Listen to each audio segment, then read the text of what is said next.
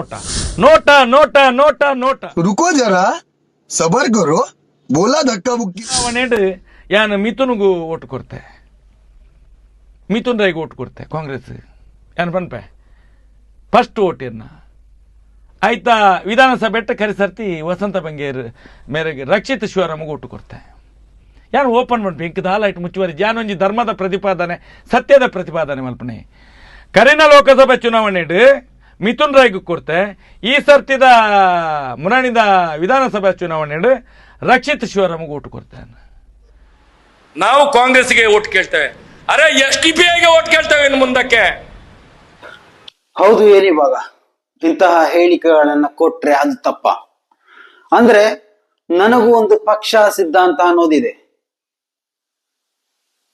ಪತ್ರಕರ್ತರಾಗಿ ಅಥವಾ ಈ ಒಂದು ಸನ್ನಿವೇಶಗಳನ್ನ ನಿಮ್ಮ ಮುಂದೆ ತರುವ ಒಂದು ರೀತಿಯಲ್ಲಿ ನಿಷ್ಪಕ್ಷವಾಗಿ ನಾವು ವಾದವನ್ನ ಮಂಡಿಸಿದ್ರೆ ನಮಗೂ ನಮ್ಮೊಳಗೂ ಒಂದು ಪಕ್ಷವು ಇರುತ್ತೆ, ಸಿದ್ಧಾಂತ ಇರುತ್ತೆ.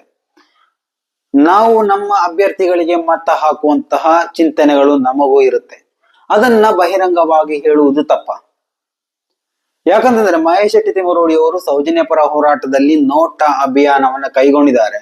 ಆ ಒಂದು ಸಂದರ್ಭದಲ್ಲಿ ನೀಡಿದಂತಹ ಒಂದು ಸಂದರ್ಶನದಲ್ಲಿ ಟಿವಿ ಮಾಧ್ಯಮಕ್ಕೆ ಹೇಳಿದ್ರು, ನಾನು ಈ ಮೊದಲು ಕಾಂಗ್ರೆಸ್ಗೆ ಮತ ಚಲಾಯಿಸಿದ್ದೆ, ಮಿಥುನ್ ರೈ ಅವರಿಗೆ ಮತ ಚಲಾಯಿಸಿದ್ದೆ, ವಿಧಾನಸಭಾ ಕ್ಷೇತ್ರ ಆ ಒಂದು ಚುನಾವಣೆಯಲ್ಲೂ ಕಾಂಗ್ರೆಸ್ಗೆ ಮತ ಚಲಾಯಿಸಿದ್ದೆ ಅಂತ ಬಹಿರಂಗವಾಗಿ ಹೇಳಿದ್ದು ತಪ್ಪ. ಅಂದ್ರೆ ಹಿಂದೂಗಳೆಲ್ಲರೂ ಬಿಜೆಪಿಯ ಗುಲಾಮರ, ಯಾವತ್ತು ತಪ್ಪು ತಿಳ್ಕೋಬೇಡಿ. ಯಾಕಂತಂದ್ರೆ ಇದು ಬರೀ ರಾಜಕೀಯ ಪಕ್ಷಗಳು. ಚುನಾವಣೆಯಲ್ಲಿ ಯಾರು ಬೆಂಬಲಿಸಬೇಕು ಎನ್ನುವುದು ಅದು ಅವರವರ ಇಚ್ಛಾನುಸಾರವಾಗಿ ನಡೆಯಬೇಕಾದಂತಹ ಒಂದು ಪ್ರಕ್ರಿಯೆ. ಅದು ಯಾವ ರೀತಿಯಲ್ಲಿ ಬೇಕಾದ್ರೂ ನಡೆಯಬಹುದು. ಅದೇ ಕೊನೆಯದಾಗಿ ಹೇಳಿದ್ರು, ಇನ್ನು ಮುಂದಕ್ಕೆ ನಾವು SDPI ಪಕ್ಷಕ್ಕೆ, ಅದು ಒಂದು ವಿಚಾರವು ಬರುವಾಗ ಪ್ರಸ್ತಾಪವಾಗುವಂತಹ ಕೆಲವೊಂದು ಸನ್ನಿವೇಶಗಳನ್ನ ಅಷ್ಟೊಂದು ಹೈಪ್ ಕೊಟ್ಟು ನೀವು ಒಂದು ಚಲನಚಿತ್ರದ ರೂಪದಲ್ಲಿ ತರುವುದು ಅಷ್ಟೊಂದು ಸಮಂಜಸವಾದ ರೀತಿಯಲ್ಲ. ಟ್ರೋಲ್ಗಳನ್ನ ಮಾಡಿ, ಯಾಕಂತಂದ್ರೆ ಟ್ರೋಲ್ಗಳು ನಿಮ್ಮಂತಹ ಸಾಧಾರಣ ವ್ಯಕ್ತಿಗಳಿಗೆ ದೊರಕುವಂತಹುದಲ್ಲ. ನಾಯಕತ್ವ ಸ್ಥಾನದಲ್ಲಿರುವವರು ಟ್ರೋಲ್ಗಳನ್ನ ಎದುರಿಸಬೇಕಾಗುತ್ತೆ. ಆ ಒಂದು ರೀತಿಯಲ್ಲಿ ಎದುರಿಸ್ತಾ ಇದ್ದಾರೆ ಮಹೇಶ್ ಶೆಟ್ಟಿ ತಿಮ್ಮರೋಡಿ ಅವರು. ಯಾವುದೇ ಕುಂದುಕೊರತೆಗಳು ಬಾರದೆ ಎಲ್ಲವನ್ನ ಧೈರ್ಯವಾಗಿ ಎದೆಗುಂದದೆ ಎದುರಿಸ್ತಾ ಇದ್ದಾರೆ. ಸೊ ಆ ಒಂದು ನಿಟ್ಟಿನಲ್ಲಿ ಇಂತಹ ಟ್ರೋಲ್ಗಳು ಯಾವುದು ಅಷ್ಟೊಂದು ದೊಡ್ಡ ರೀತಿಯಲ್ಲಿ ಅವರ ಗೌರವಕ್ಕೆ ಧಕ್ಕೆ ತರುವ ವಿಚಾರವೇ ಅಲ್ಲ.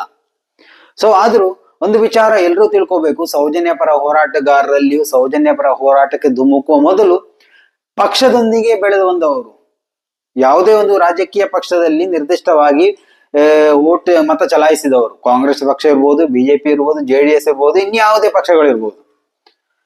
ಆದ್ರೆ ಬಿಜೆಪಿ ಪಕ್ಷದ ಜೊತೆ ಮಾತಾಡಿದ್ರೆ ಮಾತ್ರ ಅದು ಹಿಂದುತ್ವ ಅನ್ನೋದು ಅದು ನಿಮ್ಮ ತಪ್ಪು ತಿಳುವಳಿಕೆ.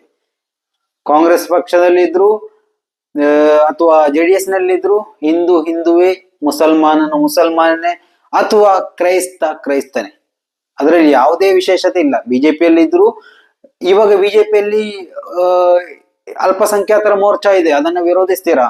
ಖಂಡಿತ ನಿಮ್ಮಿಂದ ವಿರೋಧಿಸಲಿಕ್ಕೆ ಸಾಧ್ಯನೇ ಇಲ್ಲ. ಅದು ಬಿಜೆಪಿಯ ಒಂದು ಅಂಗಸಂಸ್ಥೆ ಅದು. ಸೊ ಆದ್ರಿಂದಾಗಿ ಯಾವುದನ್ನು ವಿರೋಧಿಸುವಾಗ ನಮ್ಮ ಕಣ್ಣ ಮುಂದೆ ಇರುವಂತಹ ಸತ್ಯವನ್ನ ಬಚ್ಚಿಟ್ಟುಕೊಂಡು ಟ್ರೋಲ್ ಮಾಡುವುದಲ್ಲ, ಸತ್ಯ ಏನಿದೆ ಅದನ್ನ ಮುಂದೂಡೆ ತನ್ನಿ. ಆ ಒಂದು ಕಾರ್ಯಕ್ರಮವನ್ನ, ಆ ಒಂದು ವಿಚಾರಗೋಷ್ಠಿಯನ್ನ ಮಾಡ್ತಾ ಇರುವವರು ಮಹೇಶ್ ಶೆಟ್ಟಿ ತಿಮ್ಮರೋಡಿ ಮತ್ತು ಗಿರೀಶ್ ಮಠನ್ ಅವರ ನೇತೃತ್ವದಲ್ಲಿ ತಮ್ಮಣ್ಣ ಶೆಟ್ಟಿ ಇದ್ದಾರೆ, ಪ್ರಸನ್ನ ರವಿ ಅವರೇನಿದ್ದಾರೆ, ಜಯಂತಿ TA ಅವರೇನಿದ್ದಾರೆ, ಸೌಜನ್ಯ ಪರ ಹೋರಾಟದಲ್ಲಿ ಇವಾಗ ಸಕ್ರಿಯವಾಗಿ ಭಾಗವಹಿಸ್ತಾ ಇದ್ದಾರೆ.